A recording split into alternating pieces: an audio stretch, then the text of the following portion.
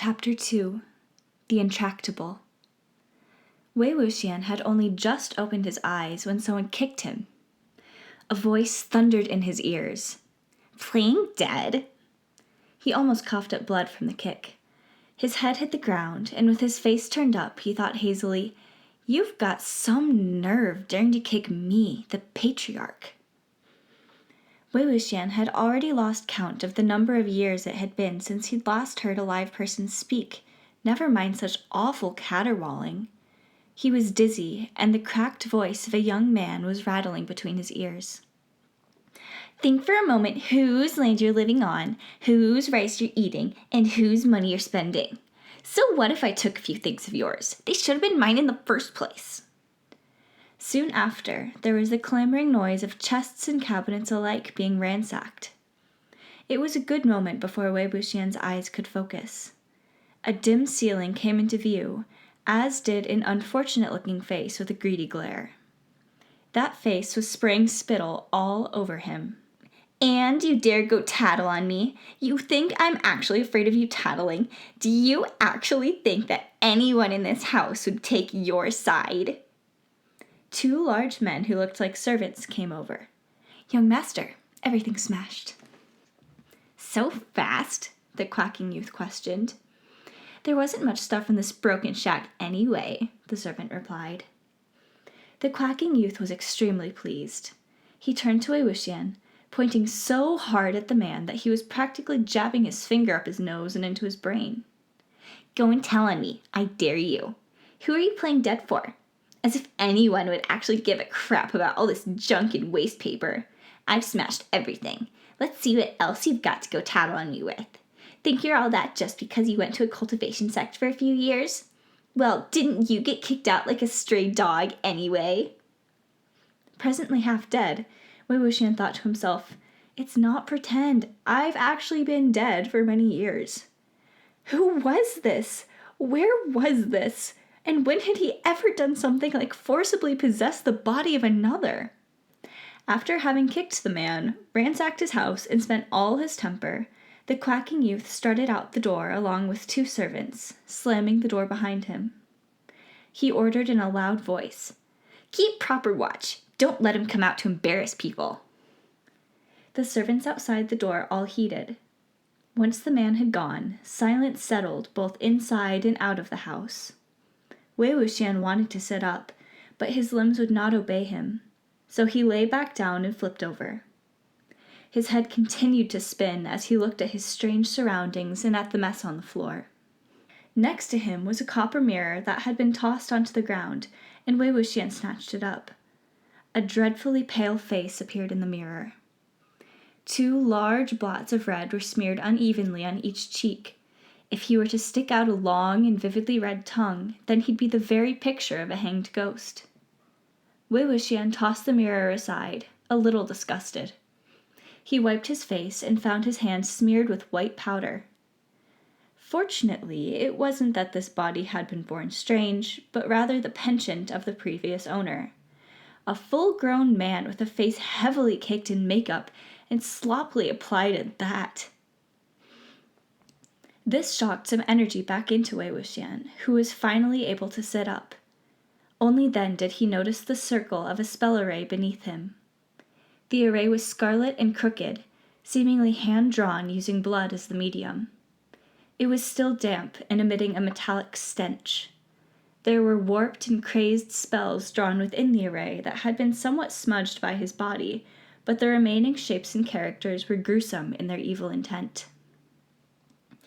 Wei Wuxian had been called by titles such as the Supreme Evil Lord, the Grandmaster of Demonic Cultivation, and whatnot for years, so naturally he was very familiar with obviously devious arrays such as these. It wasn't that he had robbed anyone of their body. He had been offered one. The nature of this, quote, sacrificial ritual was a type of curse. The caster was to harm themselves with a weapon, making cuts on their body and using their own blood to draw the array and write the spells within. They would then sit in the center of the circle and give up their mortal body to evil spirits, using the annihilation of their own soul as the price to summon a nefarious, malicious ghost. This was all done in order to request the fulfillment of a wish. Thus, it was the opposite of, quote, possession. While both were forbidden magics and of ill repute, the difference was that the former was much less popular than the latter. After all, few wishes were so strongly desired as to make someone willingly sacrifice everything they had. This was why the technique had been nearly lost after centuries of disuse. The examples recorded in ancient books had only a handful of cases that were backed by reliable evidence, and every single one of them had been for revenge. Every malicious ghost summoned by the ritual had fulfilled the caster's wishes perfectly, in cruel and bloody ways. Wei Wuxian refused to accept this. Since when was he categorized as a nefarious, malicious ghost? While he had had a fairly poor reputation and died an extremely tragic death, he didn't haunt the living for one, and he'd never sought vengeance for two. He could swear there was not a single wandering ghost in this world who was more decent and honest than he. But the tough thing was, the sacrificial ritual followed the will of the caster first and foremost, so it didn't matter how much he objected. He was already inside this body, which was a silent acknowledgement that both parties had formed a contract. He had to fulfill the wish of the caster, or the curse would rebound, destroying the possessor's primordial spirit and extinguishing it forever. Wei Wuxian yanked his sash loose and raised his arms to inspect them. Sure enough, both of his wrists had been slashed with a sharp tool, leaving them covered in crisscrossing lacerations. The bleeding had already stopped, but Wei Wuxian knew that these were not normal injuries. If he didn't fulfill the caster's wish, then these wounds would be unable to heal and they would worsen the longer this dragged on. If the deadline for fulfillment was missed, then he who had accepted this vessel would be ripped apart in both body and soul alike.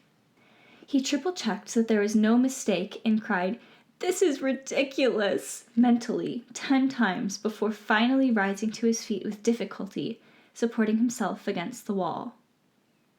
This house certainly was big, but it was empty and shabby. The bedding was emitting a sour smell. Who knew how many days had gone by since it was last changed? There was a bamboo basket for trash in the corner that had been kicked over earlier, and both trash and waste paper were strewn across the floor. Wei Wuxian noticed that there seemed to be ink marks on the crumpled papers, so he picked one up in passing. He opened it to take a look, and sure enough it was covered in words. He quickly went around to collect all the balls of paper. These were probably written by the owner of this body to vent his frustrations. Some of the sentences were incoherent and disordered, but the anxiety and nervousness were abundantly clear. Wei Wuxian patiently examined each sheet, and the more he looked, the more he felt something was amiss. Through some guesswork, he figured out a few things. First, the owner of this body was named Mo Xuanyu, and this place was called the Mo Estate. Mo Xuanyu's grandfather on his mother's side was from a rich family in this area. The family wasn't large, and the man was not fated for a son. After years of trying, he still only had 2 daughters. The name of the second daughter was not mentioned, but either way, the eldest daughter was born of the lawful wife. Thus, they were looking for a husband to marry into their family name. Although the second daughter was exceptional in appearance, she was born of a servant, which was why the Mo family had originally planned to marry her out without giving much thought to the groom. Who would have thought she was fated for such a fortuitous encounter? When she was 16, the head of a prominent clan was passing by and fell in love with her at first sight. The two made the Mo Manor the site of their rendezvous, and a year later, the second daughter gave birth to a son. This was Mo Xuanyu. The inhabitants of the Mo estate would normally have held such an event in contempt, but people at the time worshipped cultivators. In the eyes of the mundane folk, cultivation clans that pursued immortality were loved by the heavens, mysterious and noble. Furthermore, that prominent clan leader would financially support this new outer family branch of his every so often. So naturally, these circumstances were special. Not only did the Mo family consider this an honor, but others were extremely envious too. However, the good days did not last. That wandering clan leader was only hungry for the novelty of fresh meat, and he was over it after only 2 years, coming to visit less and less frequently.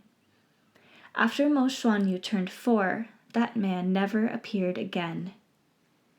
In those passing years, the Mo estate's opinion changed again.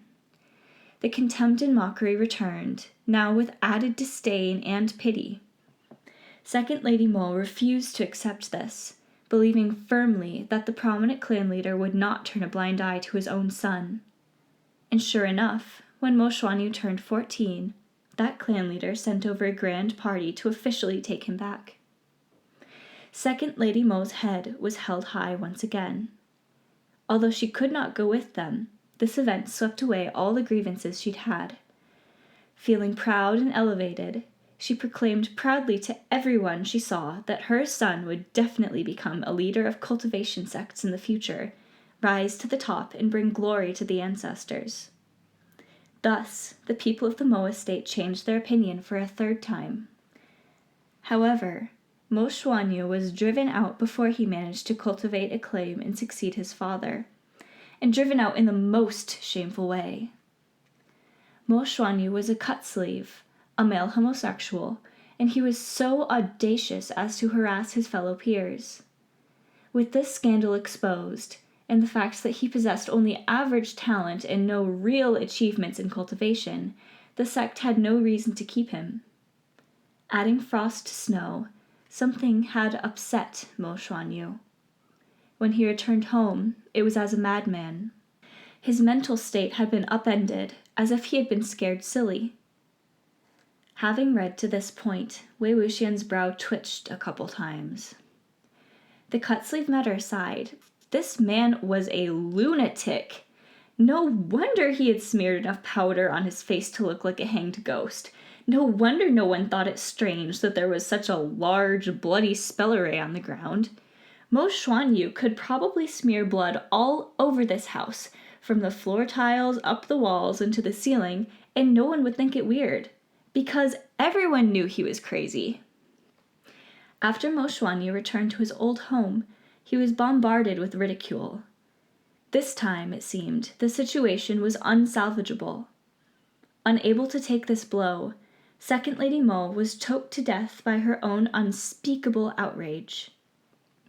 At this time, Mo Xuanyu's grandfather had already passed, and the one managing the household was First Lady Mo.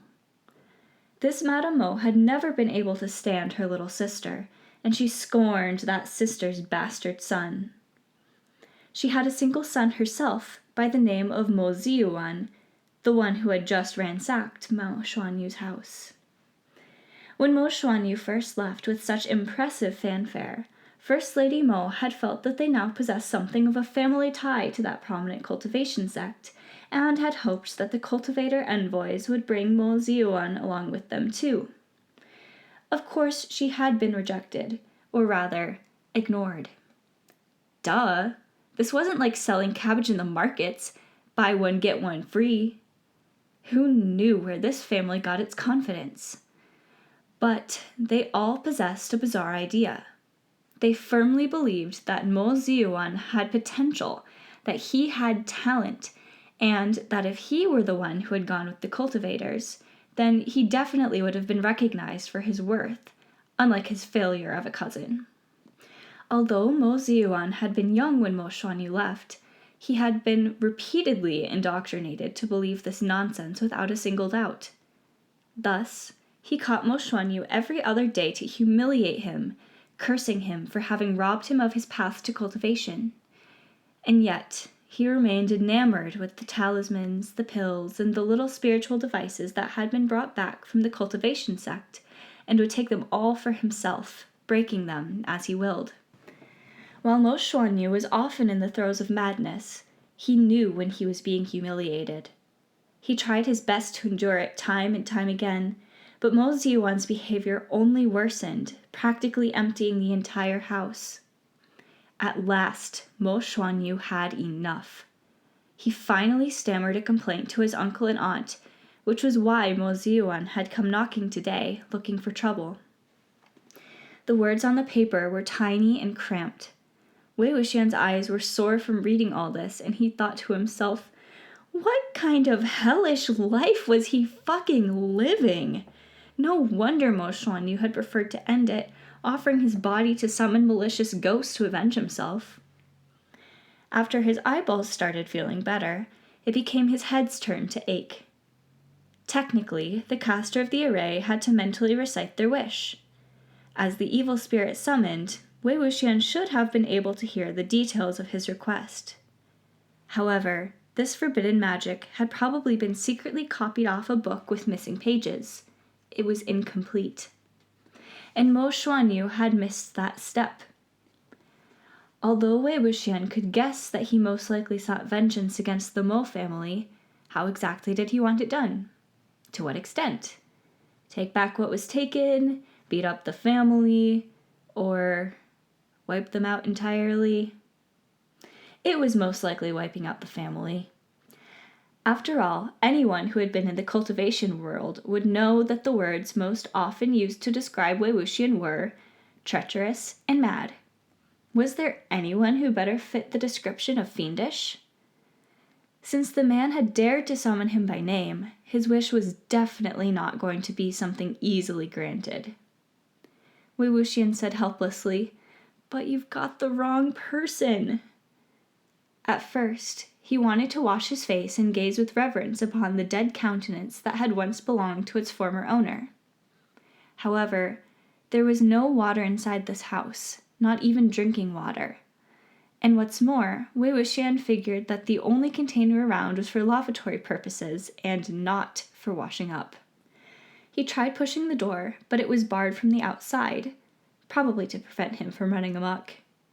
There was not a single thing that could allow him the slightest bit of joy in being reincarnated. He might as well meditate for a while and get used to the new body.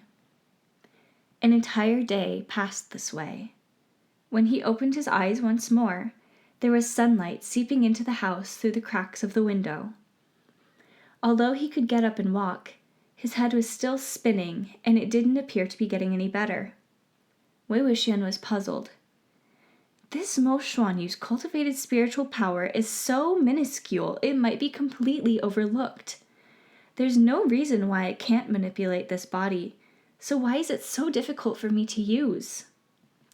It wasn't until a strange noise sounded from his stomach that he realized it had nothing to do with spiritual power. It was simply that this body, not trained for fasting, was hungry. If he delayed seeking food any longer, he might just become the first malicious ghost in history to die of hunger immediately after being summoned. Wei Wuxian took a deep breath and raised his foot. But just as he was about to kick the door open, there was suddenly the sound of footfalls on the other side, drawing near. Someone gave the door a kick, which was followed by an annoyed call. "Meal time." While those were the words, it didn't appear that the door was going to open at all. Wei Wuxian looked down just in time to see a small bowl be heavily set down before a small slat at the bottom of the door. The servant outside then added, "Hurry up, what's the holdup? Put the bowl out when you're done." The slat was smaller than a dog flap, not large enough to allow people to go in and out, but bowls could be passed through. There were 2 dishes and 1 bowl of rice that looked awfully disgusting. Wei Wuxian bitterly stirred the chopsticks that were stabbed into the rice. The Yiling patriarch had returned to life, only to be kicked down and yelled at. The first meal to welcome him back was cold leftovers. Who would believe him if he told them? What had happened to his bloody reign, his absolute massacres, his unadulterated annihilation of the sects? Truly, out of the mountains a tiger can be bullied by a dog, in shallow waters a dragon can be mocked by a shrimp, and a plucked phoenix is lower than a chicken. Stripped of their privileges, the strong will be belittled by the weak. Just then, the voice of the servant outside the door was heard once more.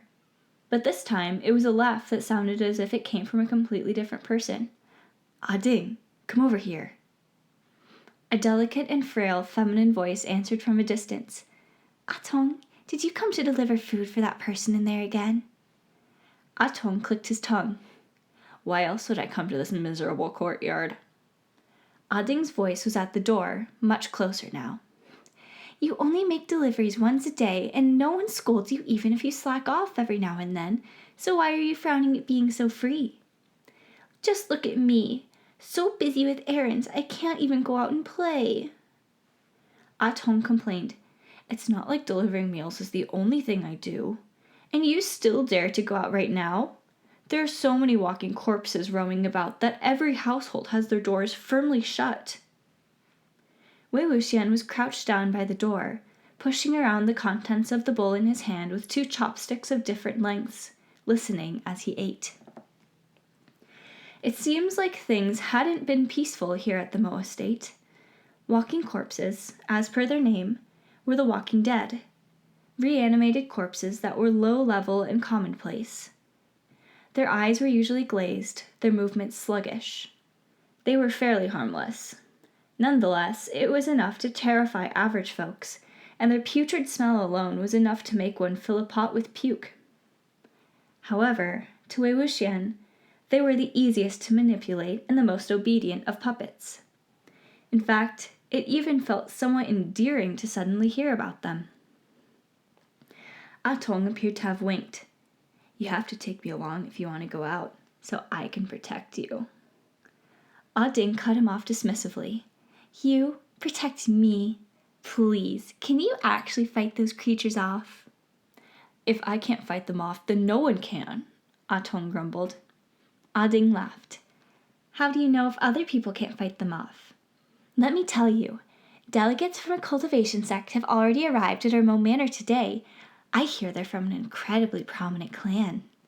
The madam is receiving them in the main hall right this minute. Everyone in town has gathered to watch. They're all so curious. You hear that noise? They might order me around again in a bit. I don't have time to play with you. Wei Wuxian listened intently. Sure enough, there was the faint sound of commotion. After a moment's contemplation, he got up and kicked the bar locking the door, which broke with a crack. The 2 servants flirting with each other screamed in surprise when the door was suddenly flung open.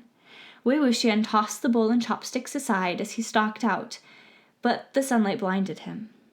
The glare also caused a small pinching pain on his skin, so he raised his hand to his brows and closed his eyes for a moment.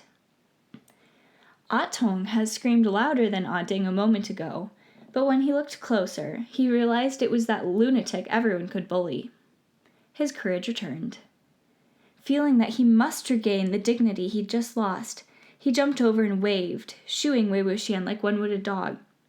He yelled, "Get out of here! Shoo! Go back in! What are you doing outside?" Not even beggars or flies could have received more unsightly treatment. This was probably how these servants had treated Mo Xuanyu in the past, and they grew ever more impertinent when he didn't retaliate. Wei Wuxian gave Atong a light kick, sending him tumbling, and laughed. "Who are you trying to humiliate, huh?" With that, he headed east, following the noise. Both the East Hall and the East Courtyard were filled with people, and just as Wei Wuxian stepped into the yard, he heard a woman whose voice rose louder than the others. "We have a junior at home who also had an affinity for cultivation once."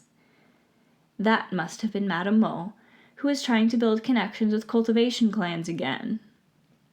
Wei Wuxian didn't bother waiting for her to finish before he languidly squeezed through the crowd, entering the main hall. He waved enthusiastically, "Here! Here! Over here!" In the main seat of the hall sat a middle-aged woman, well-maintained and sumptuously dressed. This was Madame Mo. The one sitting below was her husband, who had married into the family, and across from him were several white-clad youths with swords on their backs. When a disheveled, unkempt weirdo suddenly emerged from the crowd, conversation came to an abrupt halt. However, Wei Wuxian seemed to take no notice of the frozen atmosphere. He said unabashedly, "Who called me just now? The one with an affinity for cultivation, isn't that me?" There was too much powder on his face, and it cracked when he smiled, flaking as it fluttered off. One of the white-clad youths snorted, almost laughing out loud, but he restrained himself when another youth, who appeared to be the leader of the bunch, shot him a disapproving look. Wei Wuxian snuck a glimpse of them and was somewhat taken aback. At first he had thought, quote, an incredibly prominent clan was but the exaggerated praise of an unlearned servant. But the people here really were cultivation disciples worth their name. Who would have thought? Graceful-sleeved and light, airily sashed, these youths were exceptionally pleasing to the eyes, transcendent and poised. Judging by their uniforms alone, it was obvious that they came from the Lan clan of Gusu. They were disciples with blood ties to the Lan family as well, since every single one of them had a 2-centimeter wide white ribbon patterned with rolling clouds tied around their foreheads. Elegance and righteousness was the motto of the Lan clan of Gusu, and this forehead ribbon symbolized self-restraint. The rolling clouds were the Lan family's insignia, and guest cultivators or sect disciples of outside families affiliated with the prominent clan were only allowed to wear ribbons without the pattern. Wei Wuxian always cringed every time he spotted someone from the Lan family. He'd often complained under his breath in his previous life that their uniforms looked like funeral clothes, so he knew he wasn't mistaken now. It had been a long time since Madame Mo had seen this nephew of hers, and it took a long while before she was able to recover from her shock. After realizing who this heavily powdered person was, she was furious. But she couldn't lose her composure, so she hissed at her husband. "Who let him out? Get him out of here!" Her husband responded with an apologetic smile and got up with a glum look, ready to seize Wei Wuxian. All of a sudden, Wei Wuxian dropped down without warning and latched firmly onto the ground, immovable no matter how he was pulled or dragged. Not even the servants who were called in to help could do anything. If not for the outsiders who were present, they would have started to kick him already. Madame Mo's face was growing darker and darker, and the husband was drenched in sweat as well. He yelled, "You damn lunatic! If you don't go back right now, be careful or I'll put you in your place." Although everyone from the Mo estate knew that there was a young master in the Mo family who had gone mad, Mo Xuanyu had withdrawn into that gloomy house of his for many years, afraid to see anyone. Now that they saw how both his appearance and his actions resembled those of a raging monster, they started to whisper among themselves, excited to watch the spectacle unfold. Wei Wuxian spoke up. "I can go back if you want." He pointed at Mo Ziyuan. "But you have to make him return everything he stole from me first." Mo Ziyuan never thought that this lunatic would have the gall. He taught this guy a lesson just a day ago, only to have him turn around and expose him here today. His face changed colors as he exclaimed, "You're lying! Since when have I stolen anything of yours? Why would I need to steal any of your stuff?" Right, Wei Wuxian agreed. "You didn't steal. You robbed." Madame Mo could now tell that Mo Xuanyu had obviously come prepared. His mind was perfectly clear, and he was bent on humiliating them. Shocked and livid, she accused him sharply. "You fully intend to wreak havoc here today, isn't that right?" Wei Wuxian looked confused. "He stole my stuff. Robbed it from me, even. Is asking for it all back considered wreaking havoc?" Mo Ziyuan grew agitated, raising his leg to kick Wei Wuxian before Madame Mo could answer. However, one of the sword-carrying, white-clad youths moved his fingers silently, and Mo Ziyuan immediately lost his balance. The kick brushed past Wei Wuxian, missing the mark, and the boy tripped over himself. However, Wei Wuxian still tumbled and rolled as if he really had been kicked. He even ripped open his robes, revealing on his chest the footprint left behind by Mo Ziyuan's kick the day before. The villagers of the Mo estate were enjoying the show immensely. Excitement filled the crowd. There was no way Mo Xuanyu could have kicked himself to create that footprint, and no matter what, he was still a member of the Mo family. What a vicious household! The boy hadn't been this crazy when he first returned, so it was probably the family's doing. Either way, it wasn't like they were the ones being beaten, so as long as there was a show to watch, all the better. This spectacle was truly more interesting than the arrival of the cultivators. With so many eyes watching, the youth couldn't be beaten and he couldn't be kicked out. Madame Mo had no choice but to forcibly smooth the whole debacle over with fury thick in her throat. She said impassively, "What steal? What rob? Such ugly accusations! We are family. It's nothing but borrowing. Ayuan is your little cousin. So what if he takes a few things of yours? As an elder relative, will you be this stingy? Throwing a childish tantrum and embarrassing everyone over such a small matter. It's not like he wasn't going to return your things." The white-clad youths stared at each other in dismay, and one of them almost choked on his tea. The disciples who grew up with the Lan clan of Gusu were raised in refined elegance, so they had probably never encountered such a farce, nor heard such brilliance. Today's events were probably widening their horizons. Wei Wuxian laughed maniacally in his mind and extended his hand. "Give them back, then." Of course, Mo Ziyuan couldn't return anything. All the items were long since tossed out or torn apart, and even if he could have returned them, he wouldn't have done so willingly. Red in the face, he cried out in protest. "Mom!" He scowled at her. "Are you going to let him insult me like this?" Madame Mo glowered at him, signaling him not to make this scene any worse than it already was. Unexpectedly, Wei Wuxian spoke up again. "While we're on the topic, not only should he not have stolen my stuff, he shouldn't have done so in the middle of the night. Everyone knows I like men. Even if he has no shame, I know not to make myself suspicious." Madame Mo drew in a sharp breath and yelled, "What are you spewing in front of the village folks? How shameless! Ayuan is your little cousin." When it came to outrageous behavior, Wei Wuxian was an expert. In the past, he'd had to maintain some form of decorum so people couldn't accuse him of having a poor upbringing, but now he was a lunatic anyway, so what did he care for shame? He could go wild and cut loose to his heart's content. He stiffened his neck and said outright, "He knew he was my little cousin, but he still didn't observe propriety and keep his distance, so who is the more shameless one here? I don't care if you still don't care about your reputation, but I can still care about mine. I still gotta find a good man!" Mo Ziyuan roared, raising a chair to hurl it Wei Wuxian's way. Seeing that he'd finally snapped, Wei Wuxian scrambled up to go hide. That chair broke into pieces upon impact with the ground.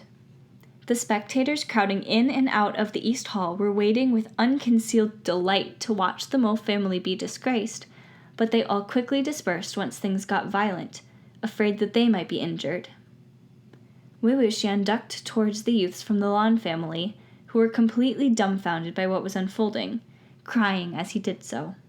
You see? He's hitting me even though he stole my stuff! How heartless!"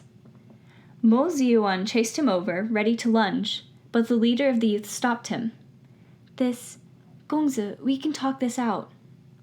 Seeing that the youth intended to protect the lunatic, Madame Mo grew apprehensive. She forced a smile. "This young man is my younger sister's son.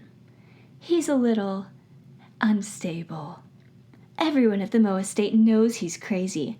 He's always saying such strange things, so don't take him seriously. Esteemed cultivators, you mustn't—" Before she could finish, Wei Wuxian poked his head out from behind the youth. "Who said I can't be taken seriously? From now on, if anyone tries to steal my stuff, I'm gonna chop off an arm for every time they do. Just try me." Mo Ziyuan was being held back by his father at first, but when he heard this, his anger flared up again. Wei Wuxian darted out the door like a fish, taunting him with a la la la la la la as he went. The youth quickly blocked the door right after and changed the topic, assuming a serious face to talk business. Then we will be borrowing your esteemed west courtyard for tonight. Please remember what I said earlier. Lock all doors and shut all windows tight after dusk. Do not come out for any activities, especially not near the west courtyard." Madame Mo was shaking with rage, but it wouldn't have been courteous to push the youth aside despite him blocking her. So she could only say in reply, Yes, thank you. Mo Ziyuan was in a state of disbelief. Mom, are you gonna let that lunatic get away with slandering me in public? Didn't you say yourself that he was only a mere... You shut your mouth. Madame Mo cut him off sharply. Can you not wait until we're back inside? Mo Ziyuan had never suffered such a wrong before, nor had he ever been humiliated in this way. He had especially never been scolded by his mother like this. He cried furiously, "That lunatic is dead!" After Wei Wuxian was done letting loose, he went out the main entrance of the manor and strolled around the Mo estate to show his face, scaring innumerous passerby and enjoying himself while he was at it. He began to understand the joys of being a madman, and was even starting to be pleased with the hanged ghost makeup, not wanting to wash it off. It's not like there's water around anyway, so I'll let it be. He fixed his hair and glanced at his wrist. There was no indication that the cuts were fading or healing at all, which meant the trifling revenge of venting anger on Mo Xuanyi's behalf was far from enough. Did he really have to slaughter the entire Mo family? To be honest, that wouldn't have been anything difficult to do. Wei Wuxian pondered this as he sauntered back to the Mo Manor. As he snuck past the west courtyard with small, quick steps, he noticed the lawn disciples on top of the rooftops and wall eaves, gathered in somber discussion. He snuck back again with those small, quick steps and looked up, watching them intently. While the Lan clan of Gusu was a major part of the coalition that had come to besiege him in the past, these juniors hadn't yet been born at the time, or if they had, would have only been a few years old. So that event had nothing to do with them. Wei Wuxian stood there and observed, wanting to see how they planned on handling the situation. As he looked on, he suddenly felt something amiss. Why did those black flags being flown on the rooftops and wall eaves look so familiar? The flag was called a spirit attraction flag. If it was stuck on a living person, then it would attract every dark spirit, every vengeful ghost, every fierce corpse, and all such manner of evil to attack said person. Since wearing a flag was akin to becoming a live target, the flag was also called a target flag. It could also be stuck on buildings, but said building had to have living persons within, and the range of the target would increase to include all the people within that building. Since yin energy swirled around the area where the flags were planted like a black whirlwind, they were also known as black wind flags. Those youths were setting up the flag formation and had told others not to go near, so they had to intend to lure the walking corpses here to capture them all at once. As for why the flags looked familiar, how could they not? The creator of the spirit attraction flag was none other than this very Yiling patriarch. It appeared that, despite how the cultivation world had demanded Wei Wuxian's demise, they nevertheless had no qualms about making use of his inventions. One of the disciples on the rooftops noticed him watching and chided him. "Go back. This is not a place you should be." Though he was the one being ordered to shoo, it was done with good intentions, and the tone of voice employed was also greatly different from those of the Mo servants. While the youth was off his guard, Wei Wuxian hopped up and plucked a flag. Greatly alarmed, that disciple jumped down the wall to chase after him. "Don't touch that! It's not for you!" Wei Wuxian hollered as he ran, looking completely like a lunatic, his hair flying loose and disheveled, arms waving and legs skipping. "Finders keepers! I want this! Mine!" That disciple quickly caught up with him and grabbed his arm. "Give it back, or else I'll hit you!" Wei Wuxian clutched the flag tightly, refusing to let go. The leader of the group that was setting up the flag formation was alerted by the commotion and also came fluttering down from the eaves. "Jingyi, let it go! Retrieve the flag nicely. There is no need to start a dispute." "Xu I didn't hit him for real," Wang Jingyi complained. "Look at him. He's messed up the flag formation." During their push and pull, Wei Wuxian had swiftly finished inspecting the spirit attraction flag. The drawn patterns were correct, and none of the spells were missing either. There were no mistakes, so no mishaps would occur if the flags were used. The only issue was that the person who'd drawn the flag was not very experienced, so the spell could only attract any evil and walking corpses within a 2.5 radius at most, but that would have to be enough. Lan Shizui turned to him with a smile. Mo Gongzi, it's getting late, and we will be starting to catch the walking corpses here soon. It is dangerous at night. You'd best hurry back to your chambers. Wei Wuxian sized up this youth. The boy was gentle in disposition, refined and elegant, noble in his bearing, with a light grin curving the corners of his lips. This was a good sprout, very worthy of encouragement, and Wei Wuxian mentally gave him a nod of approval. The child had set up the flag formation in a proper and orderly manner, and his upbringing really was quite commendable as well. Wei Wuxian wondered who among that terrifying group full of uptight sticks in the mud known as the Lan clan had managed to raise such a junior. Lan Shizui added, "This flag." But before he could finish, Wei Wuxian tossed the Spirit Attraction flag onto the ground and humphed. "What's so good about this crappy flag? I can draw better." He then took off right after. The juniors who were on the rooftop watching the show burst out laughing at his shameless declaration so riotously that they almost fell off the roof. Lan Jingyi also laughed in exasperation, then picked up the flag on the ground, dusting it off. "What a lunatic!" "Don't say that," Lan Shizui chided him. "Let's go back and help now." As for Wei Wuxian, he wandered idly about for a while. It wasn't until after dark that he returned to Mo Xuanyu's little courtyard. The door latch was snapped, without anyone to clean up the mess. He ignored it and picked a somewhat clean spot in the room before sitting down and continuing to meditate.